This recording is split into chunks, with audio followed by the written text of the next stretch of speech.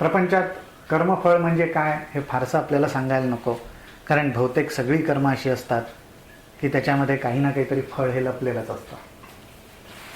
अगदी सकाळी उठल्यावर आपण दात घासण्याचं कर्म केलं तरी त्याच्यातलं फळ आहेच, दात स्वच्छ होतात, फ्रेश वाटतं. ते काय आपण मागत नाही, पण कुठल्याही कर्माचा हेतू न ठेवता जरी आपण ते कर्म करून मोकळे झालो तरी त्याचं फळ हे मिळणारच. म्हणजे मुळात कर्म ही गोष्टच अशी आहे की आपण अपेक्षा करो किंवा न करो, हेतू ठेव किंवा न ठेव, आपल्याला त्याचं फळ मिळणार. कर्म घडलं की त्याचं फळ मिळणार. आता माऊली तर म्हणतात की अध्यात्मात हेच आहे, ते कर्मफळ निश्चित ओळख तू, निश्चित. कुठल्याही प्रकारे चित्तामध्ये मनामध्ये शंका येऊ देऊ नकोस. मग ह्या ठिकाणी कुठलं कर्म घडलं? ह्या ठिकाणी मानसिक कर्म घडलं. कुठलं मानसिक कर्म घडलं? तर अनेक वेगवेगळ्या प्रकारे घडलं असेल. एखाद वेळेस मी स्वामींशी तसं बोललो असेल, एखाद वेळेस मी तशा स्वरूपात प्रार्थना केली असेल, एखाद वेळेस मी एखादी पूजा घातली असेल, एखादा आपण काय म्हणतो नवस मागितला असेल किंवा काही नेम केला असेल. पण हे करणं म्हणजे काय? शेवटी कर्मच आहे. हे आध्यात्मिक कर्मच आहे.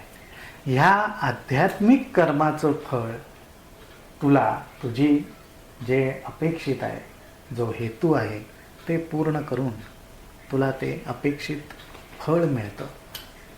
आणि ह्या ठिकाणी हे कर्म कुठलं? तर ज्याप्रमाणे आपले गुण आहेत त्या गुणांना धरून जो भाव आपण परमेश्वरापाशी ठेवतो, तो भाव ठेवून आपण जे कर्म करतो त्या कर्माचं हे फळ आपल्याला मिळतं. आणि म्हणून परमेश्वर म्हणतो की मी काही करत नाही. तुला असं वाटतं की मी तुला ते दिलं, ते मी तुला दिलेलं नसतं, तर ते तुझंच तू तुझ्यासाठी निर्माण केलेलं असतं. फक्त तू तुझी भावना माझ्यावर ठेवतोस आणि तू असा समज करून घेतोस की तुला माझ्याकडनं मिळालं. पण तसं नसतं. तू ओळखून घे, तुला जे मिळालंय ते काय असतं, तर तुला तुझ्या कर्माचं फळ मिळालेलं असतं. थोडंसं आपण पुढच्या ओव्यांकडे जाऊ.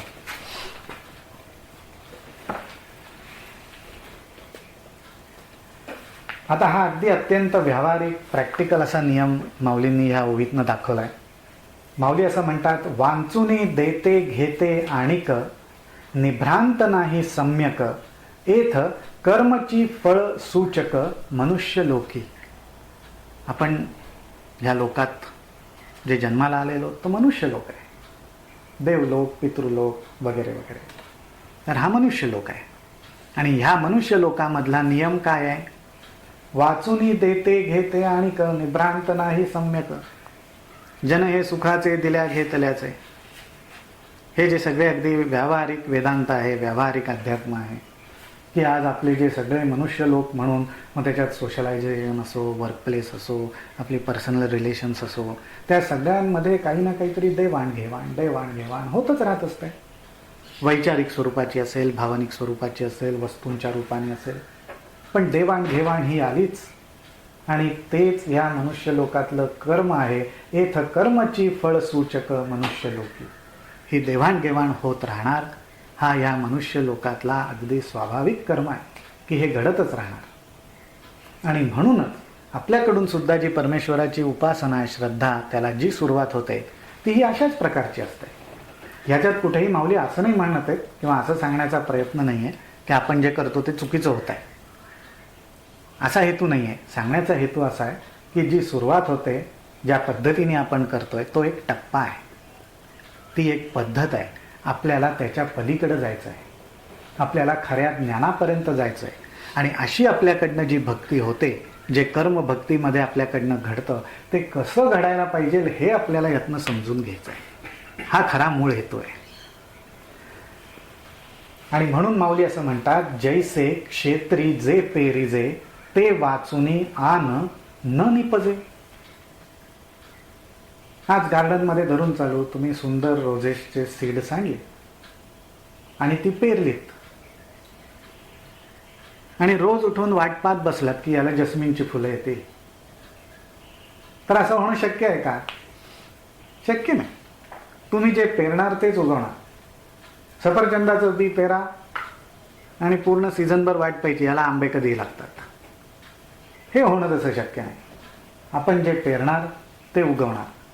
मग परमेश्वराच्या चरणाशी, परमेश्वराचं स्मरण करत, परमेश्वराचं चिंतन करत, त्याच्या चरणाशी आपण जे पेरू तेच उगवणार, असा साधा नियम आहे. मग आपण म्हणतो की परमेश्वराला सुखदुःख सांगावं, परमेश्वराशीच मनातल्या गोष्टी बोलाव्या. मग त्या बोलायच्या नाहीत का? नाही, त्या बोलायच्या ना. पण लक्षात ठेवायचं की आपण जर असं बोलत असू, आपल्याकडून जर असं कर्म घडणार असेल, तर ते बोलल्यानंतर आपल्याला काय अपेक्षित आहे,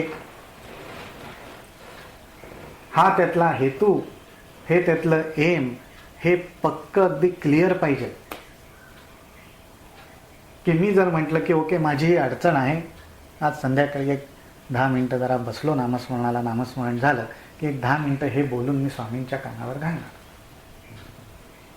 ते घालत असताना कुठेतरी जो आपल्या मनामध्ये हेतू असतो, तो हेतू क्लिअर पाहिजे. तो असा अर्धवट नको. तो हेतू अगदी येस नो मध्येच पाहिजे, मे बी नको. म्हणजे तिथे आपला काय म्हणतो की अतिव्यावहारिकपणा नको. रोखठोक आहे तो रोखठोक पाहिजे, मे बी नको. त्या ठिकाणी अशी मनात शंका नको, ठीक आहे हे स्वामींना बघू तरी स्वामी काय करतायत, जे करतील ते ठीक आहे, मी गोड मानून घेईन, असा गुळमुळीतपणा नको. शेवटी आपल्या हातात तेवढंच असतं. शेवटी ते करतील तेच आपल्याला गोड मानून घ्यावं लागतं, हे खरंच आहे. पण जेव्हा आपण प्रार्थना करतोय, जेव्हा आपण संवाद साधतोय, म्हणजेच आपण आपल्या मनातले विचार, आपल्या मनातला भाव त्यांच्यापर्यंत पोहोचवतोय, त्यांच्यामध्ये पेरतोय, त्यावेळी आपल्याला काय उगवणं अपेक्षित आहे हे सुद्धा तेवढंच ठासून त्यांना सांगता आलं पाहिजे. आपल्या शब्दात पण सांगता आलं पाहिजे. परत आपण उदाहरण घेतलं तर लहान मुलांचंच उदाहरण घेऊ. आज लहान मुलांना जेव्हा आई किंवा बाबा कन्व्हिन्स करतात, त्यावेळी ते म्हणतं बरं ठीक आहे चालेल. पण कन्व्हिन्स करायला श्रम पडतात. त्यांना काहीतरी लालूच दाखवायला लागते. बरं आत्ता एवढंच घे, मग नंतर बघू, आपण पुढच्या स्कूल हॉलिडेजमध्ये बघू, नंतरच्या बघू, पण आत्ता हे असं आहे. मग ते म्हणतात चालेल. पण तोपर्यंत ते जर करता आलं नाही तर बालहट्ट, आणि त्यांच्या हट्टाला बळी पडतात आपण लोक, आणि त्यांचा हट्ट आपण पुरवतो.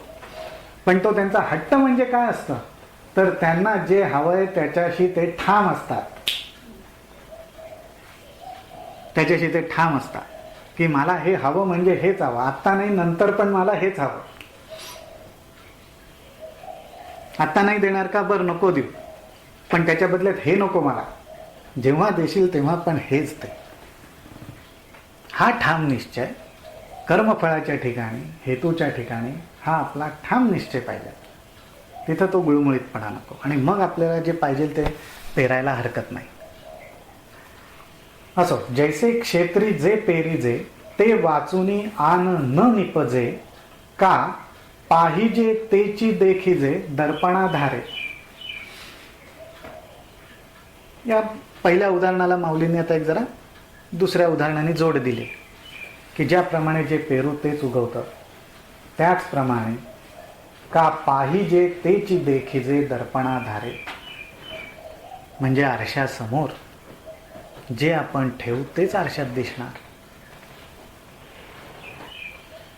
दुसरं काही दिसणार नाही. आज आरशासमोर आपण धरून चालू की आपण गणपतीची मूर्ती ठेवली आणि प्रतिबिंब शंकराचं पडलं का त्याच्यात आरशामध्ये, तर असं दिसणार नाही. आरशासमोर गणपती ठेवला, गणपतीच दिसणार. माकड ठेवलं, माकड दिसणार. घोडा ठेवला, घोडाच दिसणार. म्हणजे आरसा फक्त त्याच्यासमोर जे येईल ते दाखवण्याचंच फक्त काम करतं. त्याच्यापेक्षा दुसरं कुठलंही प्रतिबिंब त्या आरशामध्ये उमटत नाही. आज हे आपण खऱ्या आरशाबद्दल बोलतोय. आज मनातल्या आरशाबद्दल आपण जर बोललो तर आज मनातल्या आरशाच्या समोर सुद्धा आपल्या मनामध्ये जो विचार उमटलेला असतो, जो भाव उमटलेला असतो, मनातला आरसा सुद्धा आपल्याला तेच दाखवायचा प्रयत्न करतो. मनातला आरसा म्हणजे काय? मनाची दृष्टी. ज्याप्रमाणे आरसा आपल्याला प्रतिबिंब दाखवतात, त्याप्रमाणे मनाचा आरसा म्हणजे मनाची दृष्टी. ती कशी काम करते? तर आपण धरून चालू की एखाद्याला एखाद्या गोष्टीची भीती वाटली की मनाची दृष्टी त्याला तेच दाखवते, दुसरं काही दाखवतच नाही. म्हणजे अगदीच एक उदाहरण घ्यायचं म्हटलं तर एकाला झुरळाची अगदी भीती, आणि ते सुद्धा मोठं झुरळ. ते पाहिलं की बाप रे, केवढं मोठं संकट आलं. आणि धरून चालू आपण की एखाद वेळेस ती व्यक्ती अगदी घरात शिरली आणि घरात शिरता शिरता त्या सोफ्यावर किंवा खुर्चीवर ते झुरळ मोठं पाहिलं की झालं धडधड धडधड पाल्पिटेशन सुरू. आता त्या झुरळाला आयदर पकडलं पाहिजे, मारलं पाहिजे, काहीतरी बंदोबस्त केला पाहिजे. पण हे सगळं होईपर्यंत समजा ते कुठं गायब झालं तर आपला अनुभव काय? कुठल्याही खोलीत जा झुरळ दिसतंय का? आता कॉफी टेबल मधनं बाहेर येईल, आता कोचाच्या मागणं बाहेर येईल, इकडं असेल का तिकडं असेल, हे कोण दाखवतं? का पाहिजे तेची देखिजे दर्पणा धारे. त्या मनामध्ये जो विचार आपण ठेवला, जी भीती, जो दृश्य, जो भाव प्रगट केला, तसंच आपल्याला सगळं समोर दिसायला लागतं किंवा तेच पाहण्याचा आपण प्रयत्न करायला लागतो की एकदा ते झुरळ दिसू दे मला, तोपर्यंत आपण थांबत नाही. आज माऊलींनी हे उदाहरण द्यायचं कारण काय? तर ह्याचाच अर्थ असा की जेव्हा आपण उपासना करतो, जेव्हा आपण भक्ती करतो, जे काही उपचार पद्धती आपण करतो, त्याच्यामधला आपला भाव, त्याच्यामधला आपला विचार इतका घोळवला पाहिजे, इतका घोळवला पाहिजे मनामध्ये की मनाच्या सुद्धा दृष्टीला तेच दिसायला लागलं पाहिजे, तेच दिसायला लागलं पाहिजे. मग जरा आपल्याला थोडंसं साधनेमध्ये, आपल्या वाटचालीमध्ये गती मिळेल. असं परत माऊलींनी हा आता उदाहरण दिलंय. ना तरी कडे या तळवटी जैसा आपुलाची बोलू किरीटी. कडे या तळवटीमध्ये, कडे कपाऱ्यांमध्ये आपण जर गेलो, जैसा आपुलाची बोलू किरीटी पडिसाधू होऊनी उठी निमित्त योगे. म्हणजे कडे कपाऱ्यांमध्ये मी गेलो आणि विजय म्हणून हाक मारला, तर मला काय ऐकू येणार? मला पडसाद म्हणून विजयच ऐकू येणार, शब्द माझेच शब्द मला ऐकू येणार. हे जे उदाहरण माऊलींनी दिलेलं आहे, त्या उदाहरणाला पुष्टी देण्यासाठी माऊली म्हणतात, तैसा समस्ता या भजना. तैसा समस्ता या भजना मी साक्षीभूतू पै अर्जुना. म्हणजे आपली जी भजन करण्याची पद्धत आहे, आपली जी उपासना करण्याची पद्धत आहे, ते काय आहे? तर ते परमेश्वराला हाक मारणं आहे, ते दुसरं काही नाही. आपलं नाम घेणं आहे, ते काय आहे? परमेश्वराला हाक मारणं आहे. आपलं वाचन करणं आहे, ते काय आहे? परमेश्वराला हाक मारणं आहे. त्याचा प्रतिसाद आपल्यापर्यंत पोचतो. पण माऊली काय म्हणतात? तैसा समस्ता या भजना मी साक्षीभूतू पै अर्जुना. पण ह्या सगळ्या भजनांकडे मी फक्त साक्षीभावाने बघतो, आरशासारखा. मी काही करत नाही. तुम्ही जो भाव, त्या भावातून प्रगट होणारं जे कर्म, ते घेऊन माझ्या समोर येता, त्याप्रमाणे प्रतिसाद तुम्हाला मिळतो, ते फळ तुम्हाला मिळतं. एथ प्रतिफळे भावना आपुलाली. आपल्याला काय त्याचं प्रतिफळ मिळतं, आपल्याला त्याचा काय रिझल्ट मिळतो, काय आउटकम मिळतं? तर जशी आपली भावना आहे तसं. हे लक्षात येणं आणि हे लक्षात ठेवणं आवश्यक आहे. आणि ह्या ओव्या आज घ्यायचं कारण काय, हेतू काय? तर आता नवीन वर्ष येत आहे आणि त्या दृष्टीने जर आपण काही नेम करणार असू, काही रिझोल्युशन्स करणार असू, तर ती करताना, ती करत असताना आपली भावना, आपला हेतू हा चोख पाहिजे. की परमेश्वर जर आरशासारखा आहे आणि त्या आरशाला मी वेगवेगळी नावं दिलेत. कोणी स्वामी दिलंय, कोणी महाराज दिलाय, जे जे दिलं असेल ते. त्या आरशासमोर उभं राहून मी माझी भावना व्यक्त करणार आहे आणि त्या भावनेला यथायोग्य मला पडसाद मिळणार आहे, प्रतिसाद मिळणार आहे. हे लक्षात ठेवून मग त्याप्रमाणे मला प्रार्थना करायची, त्याप्रमाणे मला उपासना करायची आणि त्याप्रमाणे मला ठरवायचंय काय मागायचं, कसं मागायचं, कशा रीतीने मागायचं, किती मागायचं. हे सगळं आपलं प्लॅनिंग रेडी पाहिजे. म्हणजे मग एथ प्रतिफळे भावना आपुलाली. मग आपल्या सगळ्यांना जे अपेक्षित फळ आहे ते आपल्या भावनेप्रमाणे आपल्याला मिळेल. आणि हे सांगण्याच्या अगोदर ज्या आपण सुरुवातीला ओव्या पाहिल्या होत्या त्याच्यात सर्वात महत्त्वाची गोष्ट जी माऊलींनी सांगितली की परी ज्ञाने विण नाशिले. तर आपल्या साधनेचा, आपल्या उपासनेचा, आपल्या वाटचालीचा नाश होऊ नये. नाश होऊ नये.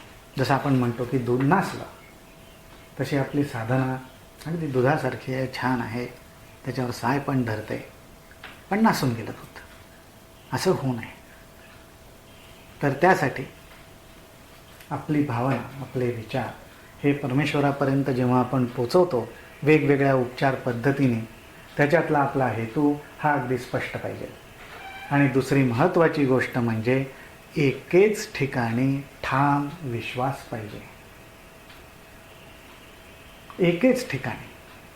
शिवशंकर म्हटलं की शिवशंकर, स्वामी म्हटलं की स्वामी, बाबा म्हटलं की बाबा, महाराज म्हटलं की महाराज. दुसरं नाही.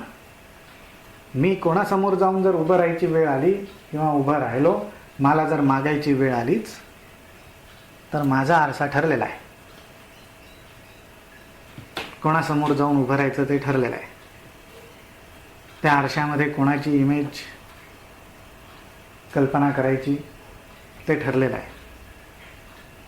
तिथे जर मी असा विचार केला आणि अशा पद्धतीने माझी भक्ती वाढवली की आज देवी, आज हा महाराज, आज तो महाराज, उद्या ते, हे नाही, मग ते दुकानदारी केल्यासारखं होईल आणि त्या ठिकाणी भक्ती वाढणार नाही. त्या ठिकाणी उपासना चालू राहील पण श्रद्धा वाढणार नाही, भक्ती वाढणार नाही. तिथे माऊलींनी जे स्पष्टपणे म्हटलंय तेच, तेथ जे जे अपेक्षित ते तैसेची पावस्ती समस्त, परी ते कर्मफळ निश्चित ओळखतो. की आज मी ह्या देवासमोर जाऊन हे केलं आणि मला मिळालं, परवा मी ह्या देवीला जाऊन हे केलं, मला मिळालं, पण ते फक्त कर्मफळ आहे हे तू नक्की ओळख. म्हणजेच याचा अर्थ असा की मी तुला वश झालोय असं नाही आहे. हा त्यातला मुख्य संदेश आहे. हे त्यातलं मुख्य ज्ञान आहे की मी तुला देतोय, मी तुला देणार आहे, हे अजून झालेलं नाही आहे. तर तू मिळावं म्हणून तुझ्या भावनेतून, विचारातून, कर्मातून जे श्रम घेतोयस त्याचं फळ फक्त तुला मिळून मोकळा होतोयस. तू अजून तू माझ्यापर्यंत पोचलाच नाहीस. ते आपलं पोचणं कधी होईल तर जी उपासना, जी साधना, ज्या उपचार पद्धती आपण फक्त त्याच्यासाठीच म्हणून करू,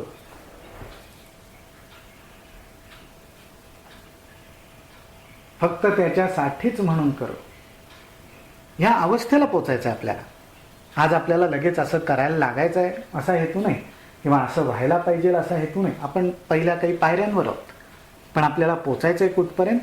तर आज मी तुझी जी उपचार पद्धती, जी पूजा करतोय, जी साधना करतोय, ज्या पद्धतीने करतोय ती केवळ मी तुझ्यासाठी करतोय. का तर तू मला आवडतोस, का तर मला तुझी भक्ती करावीशी वाटते, का तर मला तुझीच उपासना करावीशी वाटते, का तर माझी फक्त तुझ्यावरच श्रद्धा आहे म्हणून मी हे करतोय. एवढाच भाव तिथे पाहिजे. त्याच्यापेक्षा वेगळा भाव आला तर माऊलींनी परत आपल्याला सांगितलंच, एथ प्रतिफळे भावना आपुलाली. त्या परमेश्वराशिवाय दुसरी कुठलीही भावना आली की त्याचं मिळणारं फळ, त्याचा मिळणारा प्रतिसाद हा आपल्या भावनेला धरून मिळतो. उद्या जर मी इथं अशी प्रार्थना माझ्याकडनं झाली, मी अशी कल्पना केली की स्वामी जरा झालं, म्हणजे आता धरून चालू ग्रॅज्युएशन, आता जरा त्याला चांगली नोकरी मिळू द्या, त्याचं सगळं ठीकठाक होऊ द्या. आता स्वामींना काय तेच काम आहे का की HR डिपार्टमेंट चालवायचं, की यांच्याकडनं ही प्रार्थना आली चला यांच्या मुलाचं हे करू, त्यांच्याकडनं मुलीसाठी ही आली त्यांच्या मुलीचं हे करू. म्हणजे असं काही कुठलं ऑफिस आपलं देवतेने किंवा परमेश्वराने उघडलंय का की आपण आपल्या इच्छा त्याच्या ऑफिसमध्ये पाठवत राहणार आणि तो त्या पूर्ण करत राहणार. तर तो करतो पण त्या ठिकाणी तो हे आता क्लिअर करतोय आपल्याला की ते मी करत नाही, ते त्या ठिकाणी तुमची भावना, तुमचा विचार आणि तुमची माझी उपासना करण्याची जी पद्धत आहे त्याच्यामध्ये जे कर्म तुम्ही करता त्याचं फळ म्हणून तुम्हाला ते मिळतं. आणि ते तुम्हाला यथायोग्य मिळावं एवढं फक्त मात्र ते बघतात. पण कसे बघतात? साक्षी भावाने बघतात.